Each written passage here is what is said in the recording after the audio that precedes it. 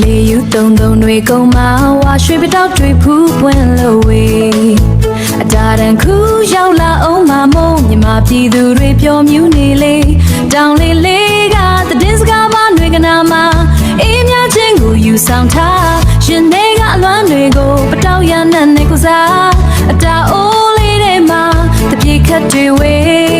စိတ်ထားဖြူစင်စွာနဲ့မြတ်တာတွေဝင်ငါနေနှစ်သက်ဦးရလာပါတယ်အစာလေးမလေးနှစ်သက်ကိုရမင်္ဂလာတွေကိုတူတကွာဆိုညီလို့ဝေအတားရဲ့စင်တွေဖြန့်ပတ်ရှင်တဲ့လောကကြီးအေးချမ်းပါစေအတိတ်ဟောင်းတွေထားခဲ့ပြီးမင်္ဂလာပေါင်းနဲ့ပြည့်စုံစေ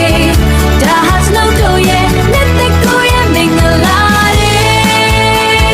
နှစ်သက်ကိုရမင်္ဂလာဘိုးဘွားမိဘတွေကိုခေါင်းစိမင်္ဂလာပြုကြတဲ့အချိန်ဘုံတော်ကြီးเจ้าမှာကုသိုလ်ယူကစိတ်နှလုံးတွေငြိမ်မောင်မေကလေးစတုဒီသားတွေဝင်ငါလို့ပျော်ရွှင်တဲ့ဘရိတ်တွေမြင်